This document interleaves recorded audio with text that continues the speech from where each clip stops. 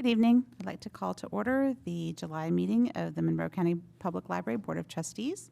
So we're going to begin this evening by going around and introducing ourselves and sharing something we're reading if you care to. Nichelle, how about we start with you? Lovely.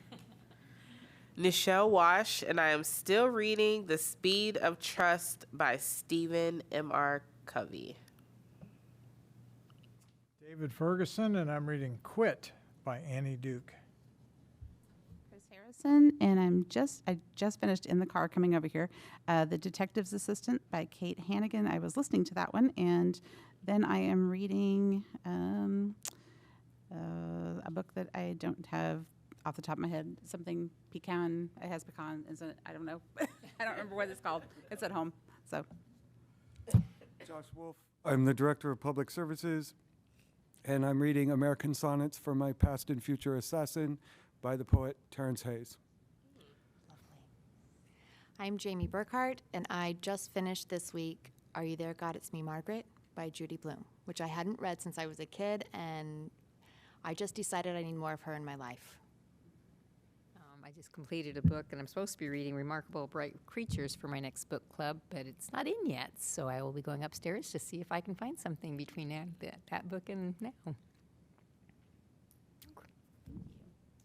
we'll begin this evening by approving the consent agenda items, which would include the minutes of the June 21st board meeting, the monthly financial report, the monthly bills for payment, the personnel report, and the board meeting calendar. Do we have a motion to approve these items?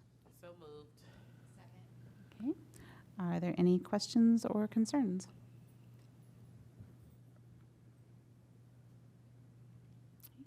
Seeing none, all those in favor of approving the consent agenda items signify by saying aye. Aye. Opposed, nay. The ayes have it. And next, we're going to hear from Josh Wolf, who's filling in for Greer tonight with the Director's Monthly Report. Thank you. It's been a whirlwind month with the opening of the new branch. We enjoyed another significant increase in registered patrons, 722 in June, thanks in large part to the Southwest Grand opening and the branch's first month of operations. Just to share a few stats from the first month of the Southwest branch, we created 525 new library cards there, 495 of which were patrons who registered as new Southwest patrons. We triggered 1,664 holds. 3,193 patrons checked out 18,180 items at the branch. And 9,935 items were checked in at Southwest, although many of them were routed back here. We do expect to have door count statistics beginning in August, but we are doing a little fine-tuning and tweaking of the RFID readers and the software that comes with those. So hopefully we'll have solid numbers on the door count gate system then. Also, just want to talk briefly about the summer reading. The Children's Services is on track to reach pre-pandemic levels of participation. By early July, Children's Services had given out nearly 2,600 summer reading guides, which pretty much closely mirrors the entire summer's participation last year. Teen Services had given out 447 summer reading guides, which is their highest number since 2019. But the big story is the adult summer reading program, which has over 1,589 participants. I have not checked the previous year's numbers, but I'm going to go out on a limb and say they've never been this high for adult summer reading participation. And it's really due to three things. Maggie Hutt, the librarian, designed a great, really fun program. Communications and Marketing made a really cool looking guide this year that's very similar to the younger ones, although a little more sophisticated. And the children's and teens staff are actively encouraging caregivers to participate on their own but alongside their children. So that's been really cool. Teen Services also held a Juneteenth celebration for all ages where community members were able to celebrate the holiday at MCPL by playing giant board games, making themed crafts together, and enjoying food from locally black-owned restaurant Eric Gordon's Greek's Pizzeria. Teens who attended the event were able to participate in making a Freedom Quilt poster, which is now displayed in the ground floor to commemorate this year's celebration. And many newcomers enjoyed being able to join in the festivities and learn more about the holiday. Finally, the Bookmobile made its annual appearance at Bloomington Parks and Rec's Touch a Truck event, which saw over 1,400 kids and caregivers touring the vehicle and learning about mobile library services in the summer reading program.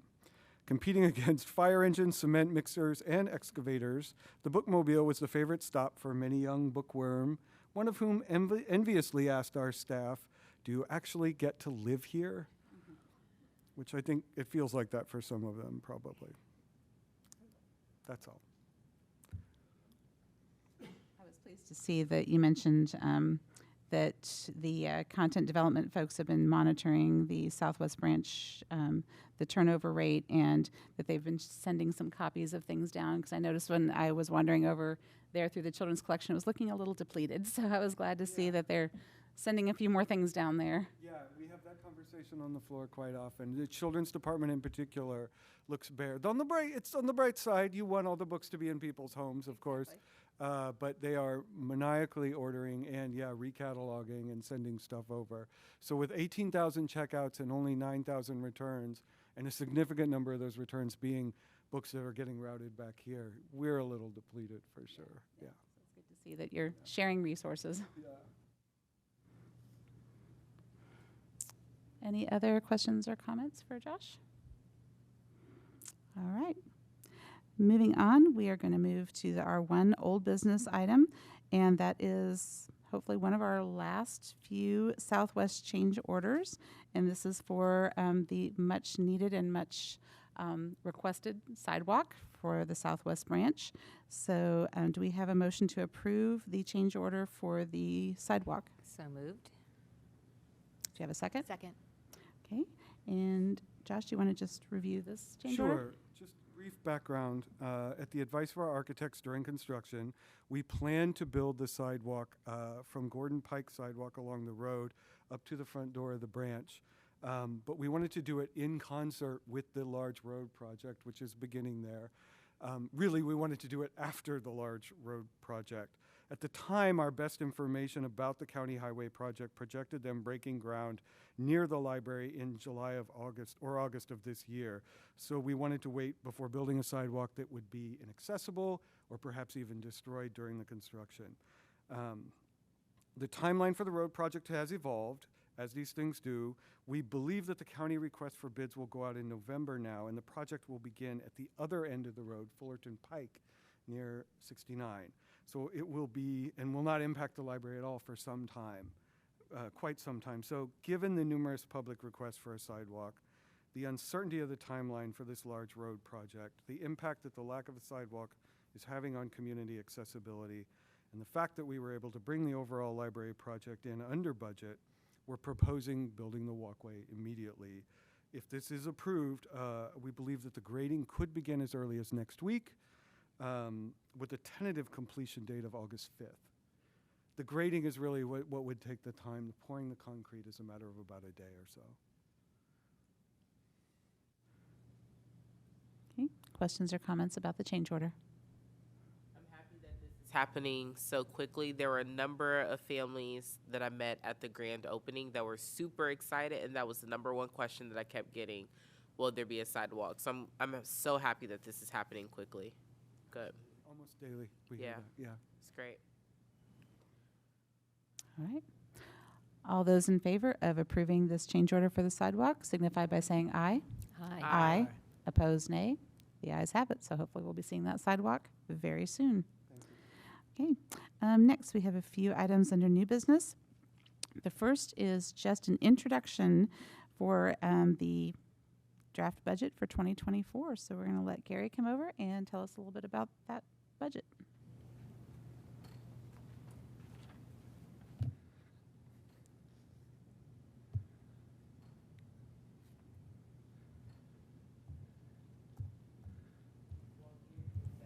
Of clarification.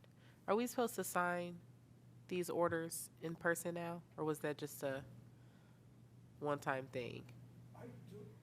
Yes, we'll have that.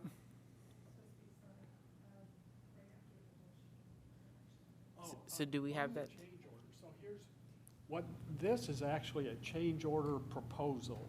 Okay. And so now that you've approved it and it's in the minutes, we should get an actual change order form that the board will sign. Okay. And we'll bring that, we don't have to reapprove it, but when we get that, we'll bring it. We actually have some change order proposals we approved last month that we still haven't got the Okay. actual signed documents, but you're Okay. right, yeah. So us not signing is not going to delay you all starting the Correct. work, right? Okay, Correct. perfect. So tonight, we take our first look at the 2024 budget. Then next month, at the August 16th board meeting, we'll present a request for the board to approve the public advertisement of the 2024 budget. After taxpayers have had a chance to see the advertised budget totals, there will be a public hearing on the budget at the September 20 meeting. This slide is a summary of the 2024 budget compared to last year's budget. And if it's hard to see on the screen, it's page 112 in your packet. The good news for 2024 is the first line at the top of the report in the revenue section. The operating fund tax levy. For 2024, it will amount to about $7.7 million. That's an increase of about $814,000 over the current year tax levy. Due to last year's problem with the DLGF and the budget approval, the library did not get the 5% growth quotient tax levy increase in 2023. The 2024 tax levy does include the missed increase for 2023 plus the 4% growth quotient increase for 2024. The DLGF will provide a review this year of the 2024 budget numbers in writing prior to next month's meeting. They've actually already done it. So we don't have to worry about surprises late in the year this year. The total estimated revenue for the library in 2024 is about $11.9 million. Out of the $11.9 million, about $900,000 will go to the debt fund to cover bond payments. And then near the bottom of the revenue section, I wanted to talk a little bit about investment earnings. So interest on the library's savings for the first 6 months of 2023 is about $135,000. That's compared to about $10,000 the previous year. The interest rate increased last December. It went from less than 1% to 3.2%. So for 2024, I have used a low estimate of $75,000 because we don't know what interest rates are going to do. And for the spending portion of the budget, the 2024 budget provides for an increased operations cost at the Southwest branch since it will be in operation for a full year compared to this year, which will just have a little over 6 months of operating cost. So for the current year, we're starting to see monthly operating cost figures settle in for the new branch. As the months go on for the rest of the year, we'll be able to get a better idea of what the total operating cost of the new branch will be. For now, monthly operating costs look like they're going to fall around $35,000 to $40,000 a month for the new branch. So before moving to the next slide, are there any questions about this report? Okay. And I prepared this report to show trends in the major categories of operating revenue and cost. The data on this report is based on actual spending and revenue. This report is on page 113 in your packet, but let's go right to the bottom line because it shows the actual operating surplus trend for the past years and what is expected for the current year and next year. So looking back at 2021, the library had an operating surplus of about $1.8 million, which was allocated to the branch project. Then in 2022, the surplus was a little over $1 million. We allocated $240,000 to the branch, and we carried over about $800,000, which will be transferred to the rainy day fund. For 2023, this worksheet is showing a projected surplus of about $140,000. I think this year's surplus will fall somewhere between $100,000 and $500,000. And then for 2024, this worksheet shows an estimated surplus of $275,000.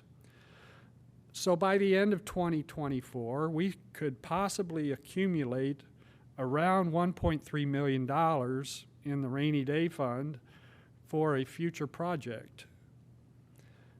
So looking at long term, we can begin to think about the next bond renewal. The last payment on the $2 million 6-year bond will be made in December of 2027. So by 2027, we could possibly have $3 to $4 million of surplus accumulated in the rainy day fund. And a new bond issue in 2027, along with the funds accumulated from the surplus, could be available for a future service expansion project. I know we're getting into strategic planning, and that'll all be discussed, I'm sure, but that's where we are for now. And I'd be happy to answer questions.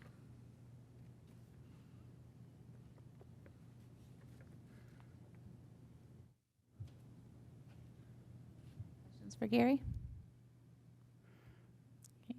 Well, Gary, I do appreciate all the work you've done to keep us in solid financial footing, even with the opening of the new branch. So thank you very much.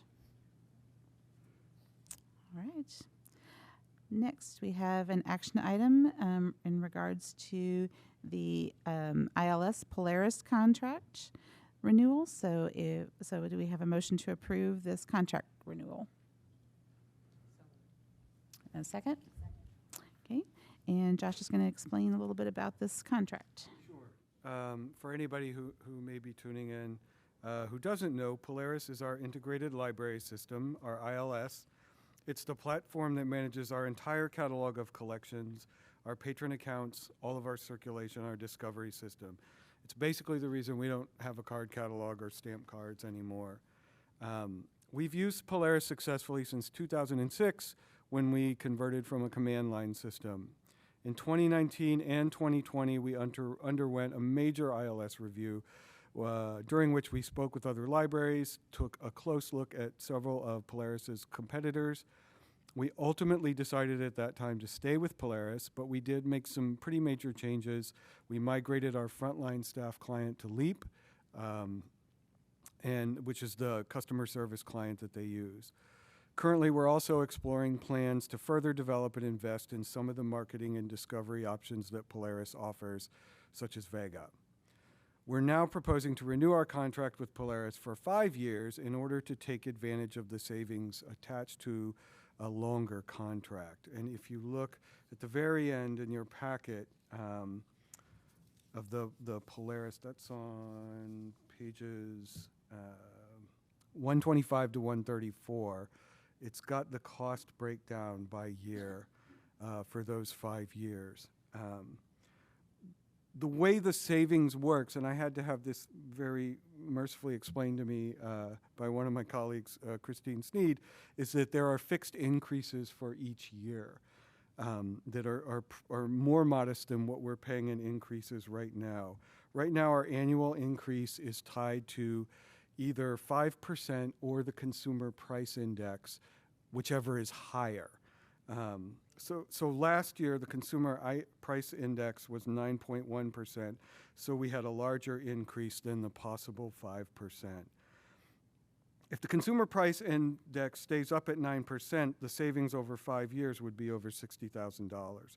If it goes down and it ends up being the minimum 5%, it would still be over $15,000 in projected savings over the 5 years.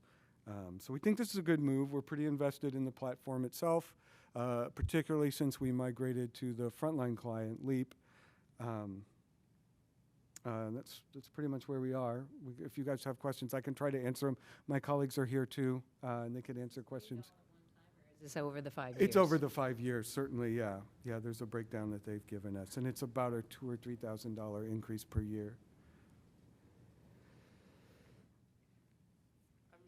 Was done, but when we looked at the market for other options, this is still the best choice for us. Yes, it is. It's kind of interesting. Some years ago, Polaris was bought by another company called Triple I, which was the old command line system we migrated away from in 2006. So there's only a few really big players. Circe Dynix, Polaris is one of them. But we did look at those. We even took a look at Evergreen, which is the one that a lot of crowdsourced libraries use in the state. Yeah.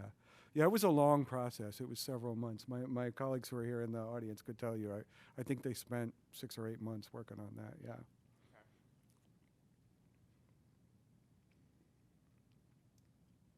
Any other questions or comments for Josh or any of the staff members? Okay, seeing none. All those in favor of approving the ILS Polaris contract renewal signify by saying aye. Aye. Opposed, nay. The ayes have it. Okay, and next we're just going to get some information from Brian Laubacker about the solar panels initiative.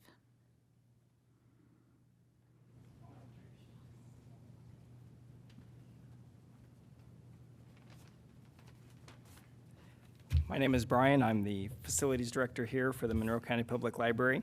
And so basically I wanted to let you know that we're going to be proposing something soon to the board. So just a little bit of some backstory here. In 2021, the library applied for and was awarded a solar energy efficiency and lighting program grant from the city of Bloomington for about $10,000.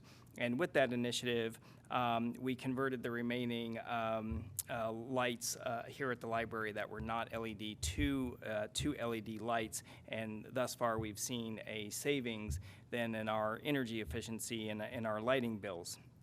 So now in 2023, we have another opportunity for a grant through the same program. And so again, you're going to be seeing before too long a proposal to move forward with a solar initiative. And so soon I'll introduce Amy from MPI Solar, who will be happy to answer any of the questions. I think everyone has the handout at this time that Amy prepared. But just kind of in a nutshell, what we are going to be looking at is a solar array on our roof. The cost for this would be about $25,318, of which $25,000 would be covered by the grant. So the cost for us would just be a couple $100s then at that point in time.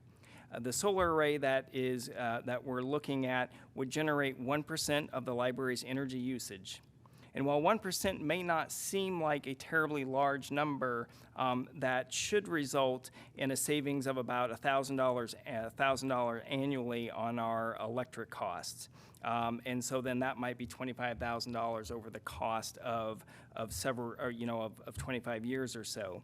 And So again, while 1% may not seem a lot, $25,000 savings, over the life of this solar array, of a 25-year solar array, is certainly, and again, with very little cost to us, certainly seems like a very positive direction for us to consider. In addition to that, the length or the life of this solar array may far exceed that $25,000. The array that we're looking at, another way to kind of think of it is that the energy savings there would offset the energy emissions equivalent to planting 6,200 trees, driving 24,000 less miles, and taking 2 cars off the road. So again, that's kind of another way to think about this in a non-financial way, but to think of it as a from an environmental standpoint. All right. The installation would be done through MPI Solar, which is a local Bloomington business. And so then from MPI Solar is Amy McCarty, who can, again, kind of walk you through the handout that you've all got there and could answer any preliminary questions that you might have. Okay. Thank you. Hi, everybody. My name is Amy McCarty, and I'm from MPI Solar. I'm the Director of Sales and Marketing, and been here in Bloomington installing solar really all over South Central Indiana since 2008. So we've got some experience. And this year we were thrilled to be selected by the City of Bloomington as their installer for the SEAL program, which that stands for Solar Energy Efficiency and Lighting Grant Program. And so this year it's actually, they're offering this wonderful opportunity. They had a bunch of money that they wanted to hand out to promote businesses and not-for-profits to go solar. So the $25,000 system that we're proposing for you is the minimum size for the grant. But what I would like to look at this as, even though it's a small portion of your energy usage every year, it is perhaps planting a seed, because this system can be expanded as the years go by, and as your needs and budget allow, you can add on to it easily. From my understanding, this grant program is going to be available again next year and in the years to come, and so you could apply for another grant and put another, $25,000 worth of solar on until you got to, a larger array. But in the meantime, it will definitely provide an offset to you for, the system is very durable and long-lasting. It's designed to last for about 30 years, have a good service life for about 30 years with little to no maintenance. It does have all of the equipment that we're proposing has long warranties. We provide you a workmanship warranty. You'll also have a monitoring system with this, which I was talking with Brian about this. I think it would be a really nice opportunity for you and for the library patrons, because you could put a monitor up in the lobby, and this comes with web-based monitoring, so you can see real-time and historic energy production. And so your library patrons will be able to see that, even though they can't see the solar panels on the roof, they can see that it's saving you money and how much it's saved over a particular period of time. So the installation would be quick, probably, honestly, 2 to 3 days once we get everything all set up. We take care, it's a turnkey installation. We take care of all the permitting, there's an interconnection agreement, all the things you have to deal with Duke and setting up your monitoring. We take care of all of that for you. Yeah, we could, and we have to get all of this done before, yours would be done definitely before the end of the year. So as soon as you would approve it, we could get you into the schedule. We have all the equipment ready to go. We've already done a site assessment on the roof, and so it would be quick to get you going. So, do you have any questions? Yes. The warranty is covered within that money, or is that an extra? The warranty is more. Oh, it's part part of that? part of it, with one caveat. There is so the inverter, which is one of the components of the solar array, that comes with a warranty that can be extended for an additional, I think it's like $200. You can extend it out. So that's not included in this, but if you wanted us to do that, we could do that. So definitely. Question I have is, with technology changing as often as it does, if we were to add, like you were suggesting, how compatible is what you're going to put up now, that it's approved, to what we could add later? So the technology is changing, but what the type of panels that we're using and the type of inverter that we're using now, we don't foresee that there's any major changes in that system that would preclude you from just adding on to the system. And in fact, the inverter that I'm proposing is slightly bigger than the system size actually calls for. So, you know, your first expansion, you wouldn't even probably have to add another inverter. So, so it's not like, you know, it's not like. Well, actually, iPhones are not. They don't go obsolete as much as they used to. But you know, back in the day when we were first getting computers, and as soon as you bought one, by the time you got it all set up, it was obsolete. Solar's not really like that at this point, so you'd be safe for several decades, I would say. Any other questions? Impact with the additional weight and equipment on the roof to the lifespan of the roof? There shouldn't be. So all of these systems are designed. This is a ballasted system, so it does have concrete blocks, so that there are no roof penetrations. But it's all designed by engineers, and so the actual pounds per square foot for a system like this is less than 5 pounds per square foot when you spread it out across the array. So it's not a significant impact at all to the roof. Yeah. And then a clarifying question, don't know if you can answer this one. Are we guaranteed this grant from the city? You've been approved. Okay. All you have to do is say yes. Okay. Yeah, and the way that works is we would enter into a contract with you, but the city pays us, and then we deduct it from your bill. So that's how that works. So you don't have to do anything else besides what's already been done with Brian applying for the grant. It's been approved, and you're in the flight path. Yeah.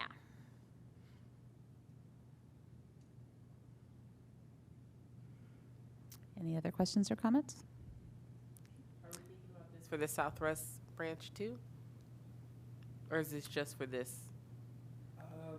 We're actually, no, not yet. Not Okay. at this time, but oh, here comes Brian. Uh-oh. Yeah, so at this point in time, the Southwest branch is outside of city limits, and this is a city of Bloomington. Now, the Southwest branch is in the suggested zone of annexation. And so if that were to happen, and again, with the change in Bloomington administration, we don't know what the fate of the annexation is necessarily going to be. But if it would move forward, as Amy mentioned, this sounds like a grant that the city is going to continue doing the next couple of years. So if the Southwest branch were to be annexed, then we could potentially do something out there as well. And I don't know how the city of Bloomington would view that, if we would fall under one organization and we can only apply for one grant, or if each building would be able to apply for a grant. But we can navigate that whenever we get there. Yeah. But no, that's a really great question, because that gives us a lot of food for thought over the next couple of years. Yep. Yeah. So it's such a good opportunity. So we're just thrilled to be we're thrilled to be participating in it. So we've done, let's see, who have we done so far? We've done the community kitchen, we've done Lotus Fire Bay, we put a system on Nick's English Hut and the new Pizza X, and we're going to do Boys and Girls Club and a couple of other places as well. So it's a super program, and I'm really happy that you guys applied for it, because I've been thinking that library needs solar on the roof for a long time. So anyway, yeah. Sure. Okay, thank you. All right. Okay. Next on the agenda is time for public comment. Do we have any members of the public that would like to step forward and address the board at this time, or any members on Zoom? Okay. Seeing none, do we have a motion to adjourn? Okay. All in favor of adjournment signify by saying aye. Aye. Aye. Opposed, nay. We are adjourned. Thank you very much. Wonderful.